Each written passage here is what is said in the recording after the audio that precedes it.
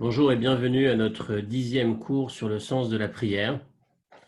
Donc, tous les mardis et vendredis, nous nous arrêtons sur un des passages de la prière. En ce moment, nous en sommes au début. Donc, nous terminons ce matin les Birkot HaShachar. On va vers la fin des bénédictions du matin, la série de bénédictions au cours desquelles on remercie Hachem pour toutes les choses desquelles nous bénéficions au quotidien. Voilà, les choses les plus simples et évidentes comme marcher, etc.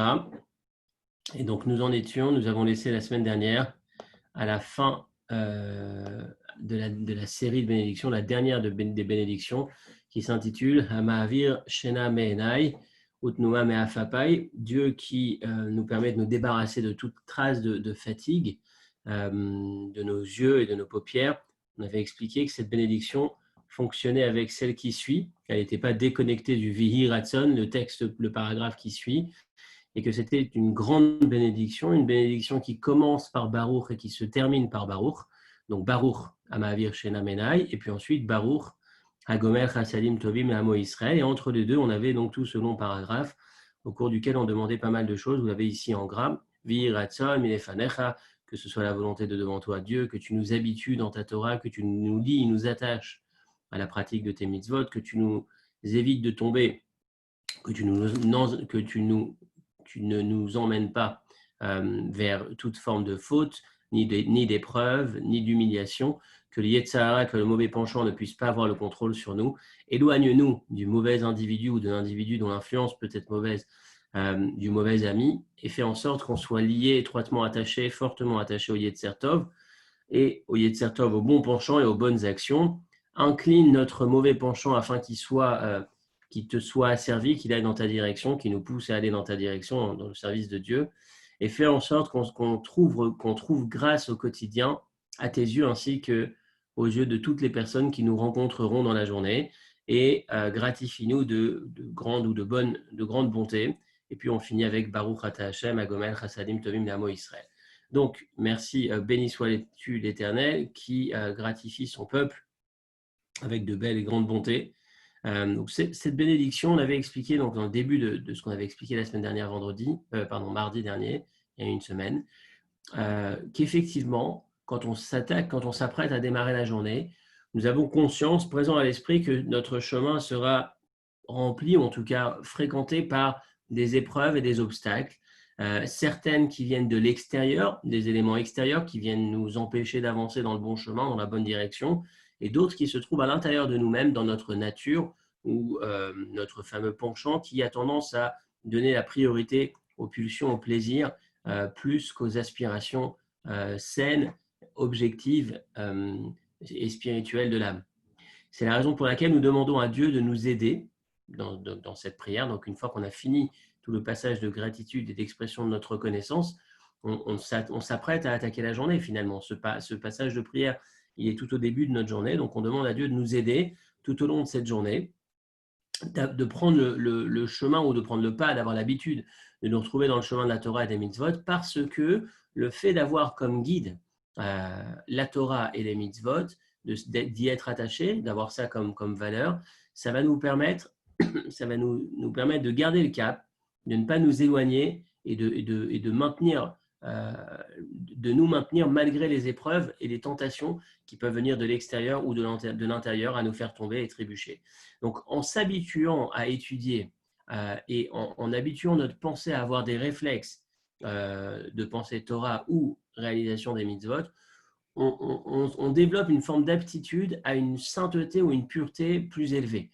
C'est-à-dire qu'à force d'être dans un environnement, dans un contexte Torah et mitzvot, quand on passe du temps à réfléchir ou quand on s'efforce de mettre en application, finalement, on crée une forme de protection, de bouclier. Alors, il y a deux types de boucliers. Il y a le bouclier extérieur qui va m'empêcher de tomber parce que de l'extérieur, je suis protégé. Ici, on parle plus d'un bouclier intérieur. C'est celui qui va alimenter ma pensée, alimenter mes valeurs, alimenter mes priorités et ma conscience et ma conviction de ne pas trébucher, de ne pas me laisser aller sur d'autres chemins qui pourraient se présenter à moi tout au long de la journée.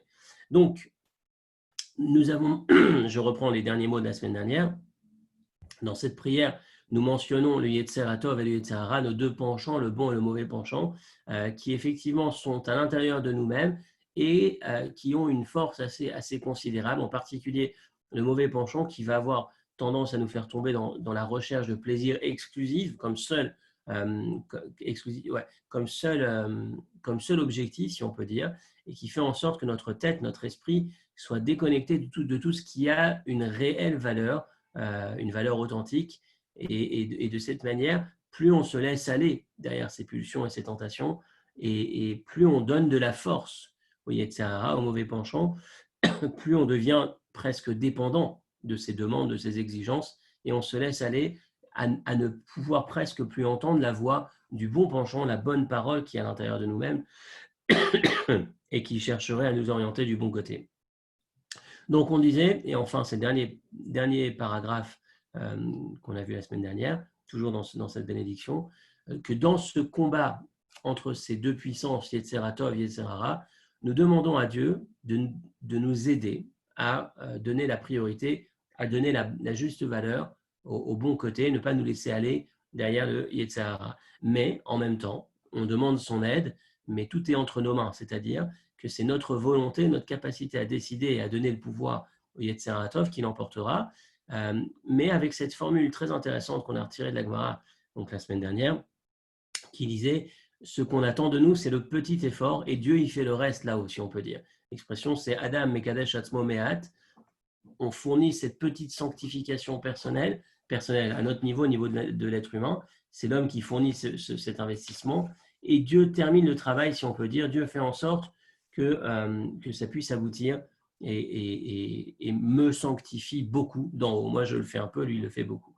Là, maintenant, on va passer à cette dernière partie de ce texte en essayant de comprendre le lien qui puisse exister entre Hamahavir Shena, le début du texte, et le contenu principal du texte. Autrement dit, le début de notre bénédiction, c'était Dieu qui me débarrasse des traces de sommeil, et puis ensuite, on enchaîne sur toute cette bénédiction où on demande à Dieu de nous aider, de croiser des bonnes personnes, etc., etc.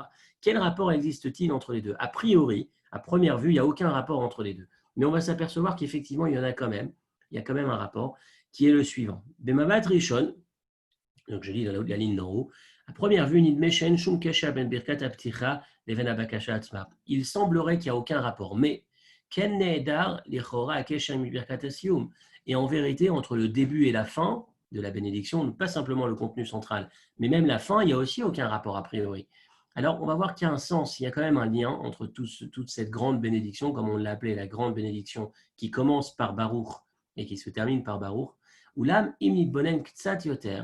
Si nous nous approfondissons un tout petit peu plus dans le contenu de cette bracha, nous pourrons découvrir qu'il y a Ren Kayam Kesher, qu'il existe effectivement un lien entre tous ces sujets. Pourquoi? Kasher Adam Yashen, voilà le point central. Lorsqu'un homme dort, lorsque l'individu est en sommeil, Gam Sichlo Yashen, nous savons que l'intellect aussi est en sommeil. On ne raisonne pas avec la même authenticité, la même précision quand on dort que quand on est réveillé. Rak Adimayon Nishar Er, la seule chose qui reste, c'est l'imagination de l'individu qui va lui envoyer quelques rêves et quelques idées pas forcément complètement cohérentes. Et voilà le point auquel on cherche à faire référence quand on lit ces deux sujets, le sommeil et la bénédiction au cours de laquelle on demande à Dieu de nous aider à garder le cap tout au long de la journée. Tout ce qu'on va avoir comme tentation, la plupart du temps en tout cas, tout ce qui va se présenter à nous, c'est très souvent du domaine de l'illusion. C'est-à-dire, rêve, le petit message qui vient dans mon esprit, c'est rêve de ci, rêve de ça, tu verras, ça va te combler. Or, nous le savons que la plupart du temps, quand on va derrière une pulsion, quand on suit sa pulsion, on est super attiré. C'est très très fort ce qu'on va avoir comme envie, ce qu'on va ressentir comme envie avant de réaliser cette pulsion. Une fois qu'on l'aura réalisé, on s'apercevra, on aura la plupart du temps un petit remords. Oh bon, si c'était que ça. On aura toujours, en tout cas, il y avait beaucoup plus d'illusions que c'est parfait pour moi, que c'est vraiment ce qu'il me faut. Il y a une partie importante d'illusion. Et donc, apitui marginim bechayam yom hem larov bedimion ameorer et regesh atzipia et tanugot leenaroch. Cette illusion qui réveille notre aspiration à des plaisirs les uns plus importants que les autres. C'est encore une fois cette tentation qui finalement repose sur de l'illusion. Dès qu'on s'arrête un peu, on démasque, on s'aperçoit que ce n'est pas aussi intéressant que cela. comment est-ce qu'il fait finalement le Yetzer Hara, le mauvais penchant pour me faire tomber? Lorsqu'il met le sommeil, lorsqu'il met l'intellect en sommeil, et par conséquent, il est capable ensuite de nous mettre en mode illusion. Rappelez-vous, le sommeil, c'est lorsqu'on dort, le sommeil, c'est l'intellect qui dort, enfin qui est mis au repos, et c'est l'illusion qui l'emporte, qui est davantage présente.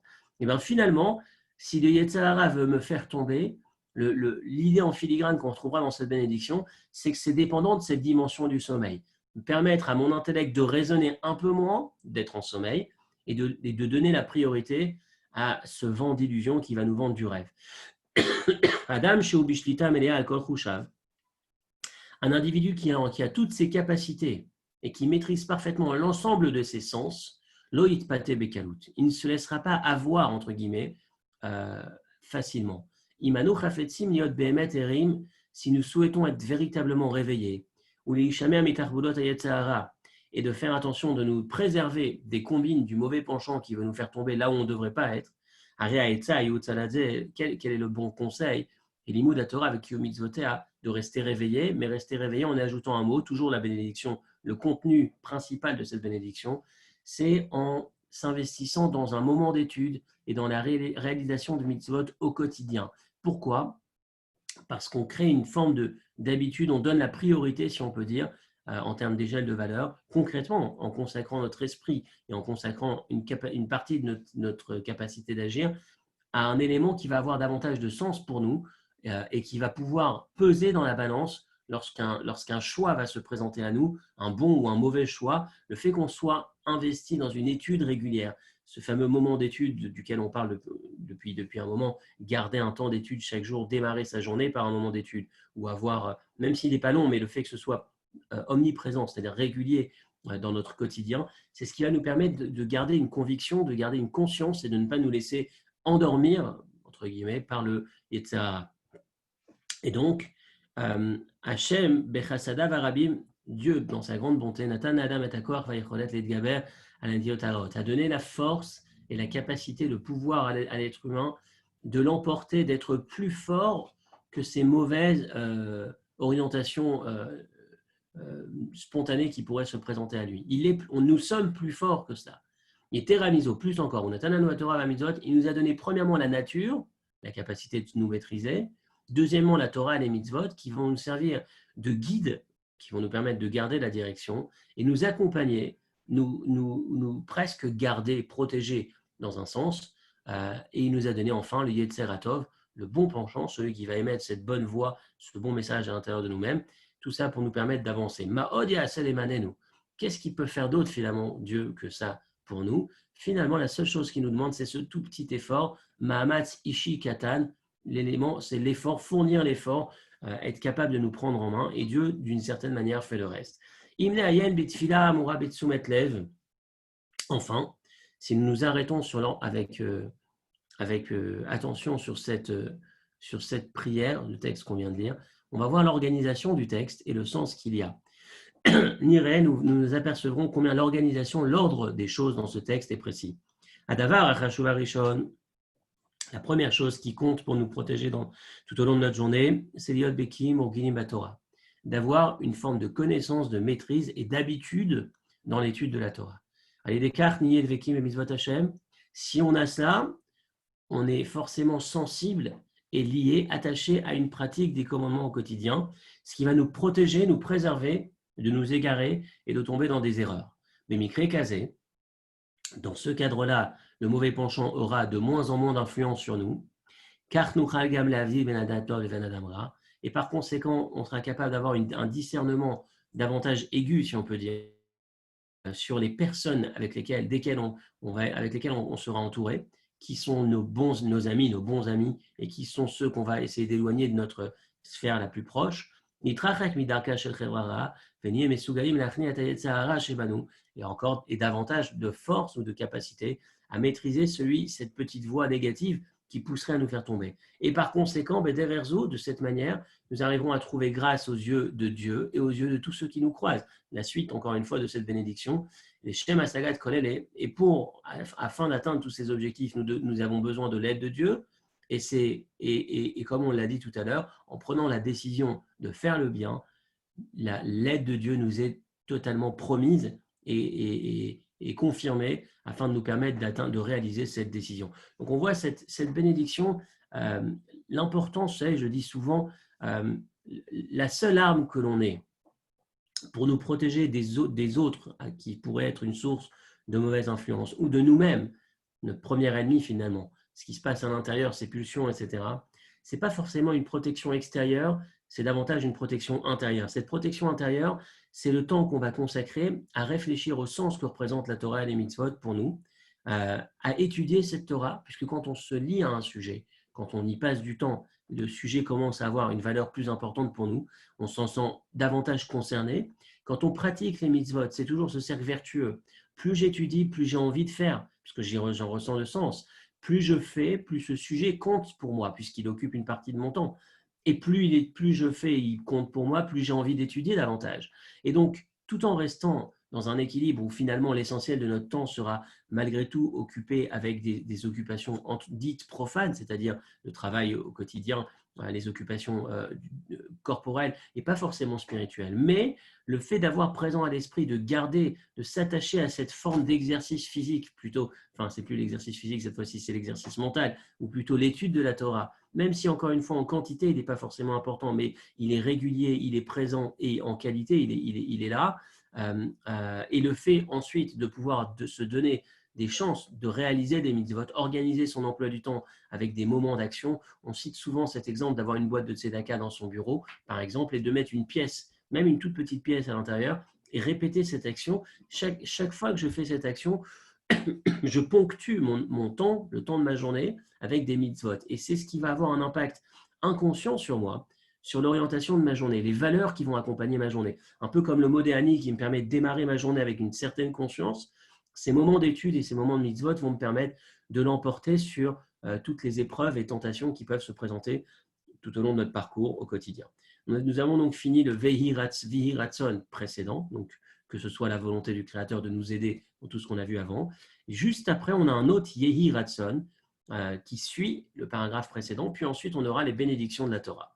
Donc dans l'ordre, Yehi Ratson Milefanecha, vous avez le texte en haut, que ce soit la volonté de devant toi, Dieu, l'Éternel, notre Dieu, mon Dieu, pardon, et celui de mes ancêtres. Shetatsileni Hayom Uvchol Yom. C'est un texte très riche. Avec certains d'entre vous, j'ai déjà eu l'occasion d'en parler très très souvent. Il y a un des sujets qui reviennent. On se sent victime de Haïnara, de mauvais œil, et on se pose la question, qu'est-ce qu'on pourrait faire pour ne plus avoir de mauvais œil? On va parfois chercher des remèdes un peu compliqués, un peu farfelus, et j'ai souvent l'habitude de dire que la part limitée que peut avoir le Haïnara, on en parlera tout à l'heure, limitée, je dis bien, tout à fait limitée, on peut s'en débarrasser en réfléchissant, en ayant conscience de ce que l'on prononce dans la prière du matin, dans le paragraphe que nous allons lire juste là. Donc nous demandons à Dieu, que tu puisses me sauver aujourd'hui et tous les jours, mais à Zepanim, mais à Zoutpanim, des gens audacieux, mais pas, c'est pas audacieux le mot, c'est plus dans la connotation négative, effronté et de l'effronterie. Mais Adamra, me protéger, me sauver du mauvais individu, mais Chaverra, du mauvais ami, Mishachenra, du mauvais voisin, mi Pegara, d'une plaie mauvaise. Je ne suis pas précis encore une fois sur la traduction, je répète, je n'ai pas la traduction authentique, je n'ai pas le livre avec la traduction, je donne surtout l'esprit.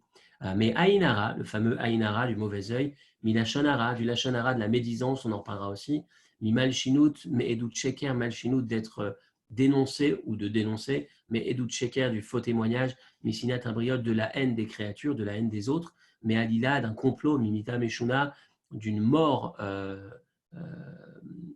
différente, tordue, si on peut dire, mais Cholaim Raïm, de mauvaises maladies, Mimikrim Raïm, de mauvaises situations, du Satan à Mashrit, de Satan qui détruit, Midin caché d'un mauvais jugement, d'un mauvais adversaire en jugement, qu'il soit juif, qu'il appartienne à l'alliance ou pas, et du jugement du Gehinom, de ce qui se passe une fois qu'on a quitté ce monde. Donc voilà, encore une fois, je répète, sans que ce soit précis, chaque mot que j'ai traduit, l'esprit, on l'a entendu, on demande à Dieu de nous sauver de tout un tas d'expériences négatives tout au long de la journée.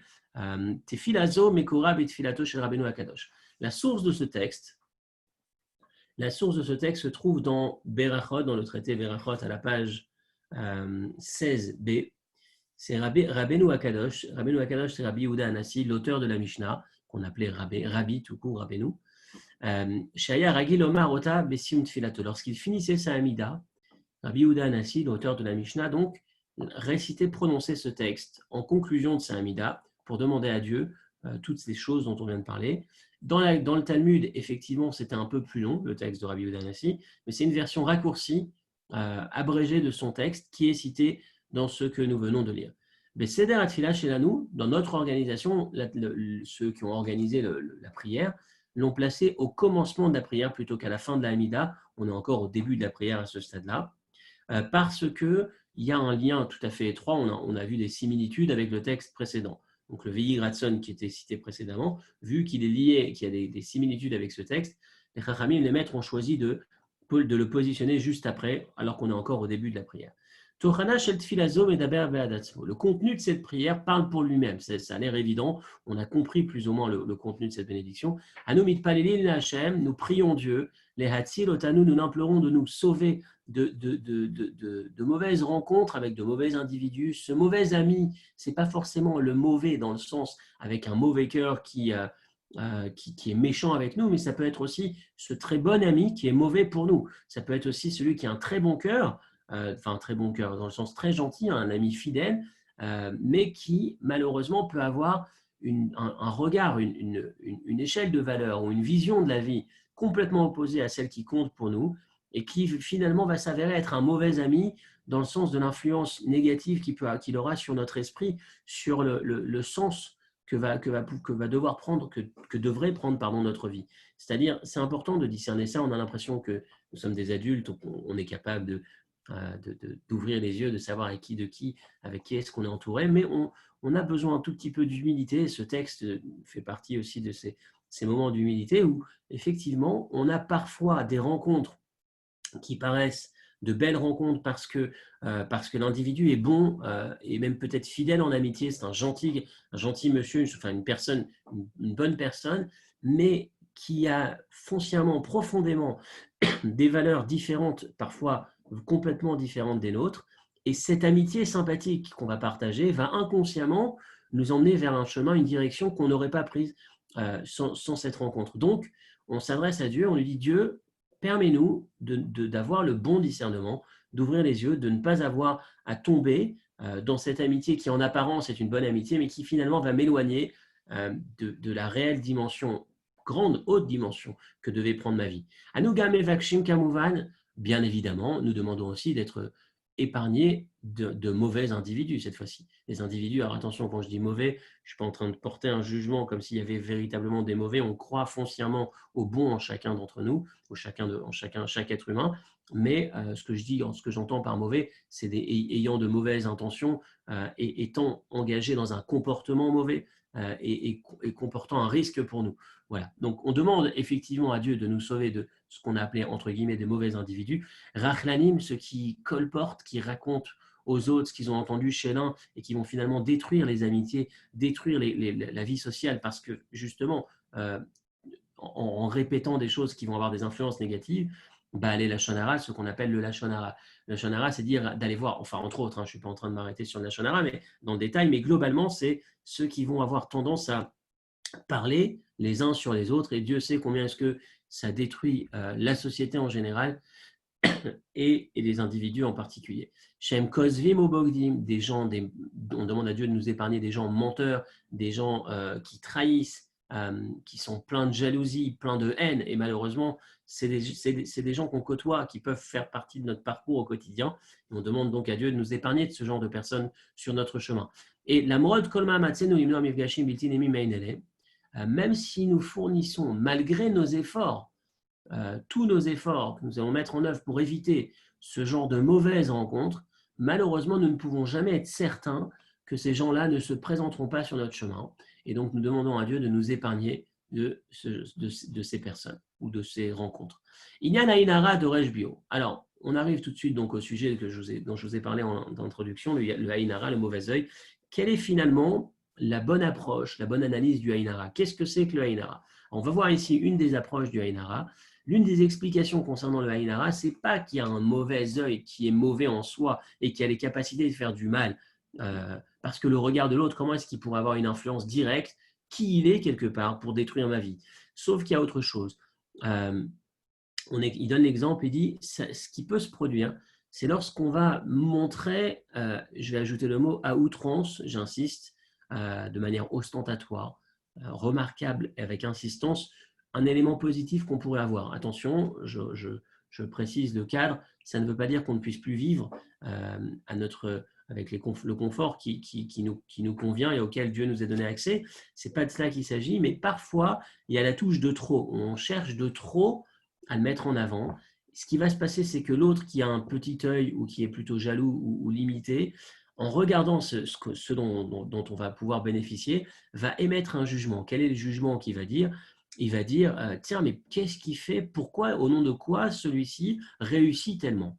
Et donc, cette jalousie qu'il va exprimer va ajouter l'étape d'après, c'est est-ce qu'il mérite véritablement? Et donc, chaque mot qui est prononcé sur Terre, forcément, a un impact là-haut, ce qu'on appelle là-haut, et forcément là-haut, les conséquences de cette parole, c'est de se dire, tiens, est-ce qu'effectivement cet individu mérite ce qu'il possède, entre guillemets, est-ce que son comportement était suffisamment à la hauteur, et on n'a pas envie qu'on puisse réouvrir notre dossier. Voilà le principe du Ainara, je limite bien évidemment l'impact, je ne pense pas que ce soit valable, on ne puisse pas dire que ce soit valable, le rabbi répétait souvent qu'en n'y croyant pas ou en limitant son impact, en étant confiant qu'il ne pouvait pas avoir d'impact, on s'en préservait déjà d'une grande partie. La ligne de conduite, généralement, c'était simplement de suivre les recommandations halachiques. C'est quoi les recommandations halachiques? C'est par exemple ne pas nommer deux enfants avec le même prénom, ne pas faire monter deux membres de la même famille,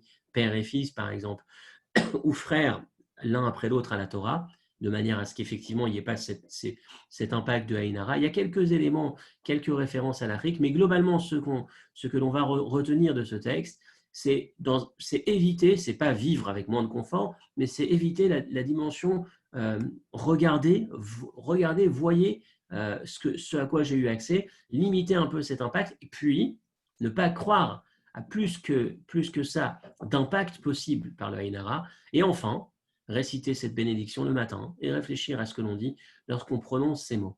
Zoï efo asiba litfila yom yomit. Voilà le sens de ce texte, cette prière quotidienne, Banu mevakshim et Hashem, itbarer, dans laquelle on demande à Dieu, shetatsileni me'ainara, sauve-moi du Haïnara, sauve-moi, épargne-moi.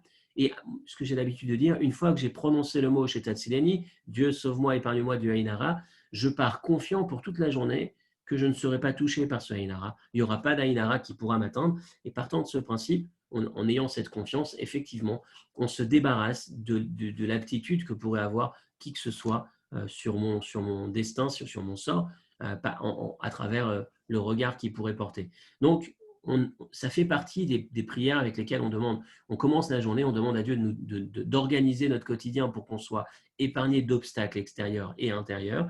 On continue sur l'esprit du Lachon Hara. On demande à Dieu de nous sauver du Lachon Hara, sauver de celui qui parlerait sur moi. Mais il y a aussi autre chose. Il y a aussi je continue, il n'y a pas simplement le Haïnara et le Lachon Hara des autres sur nous, mais qu'il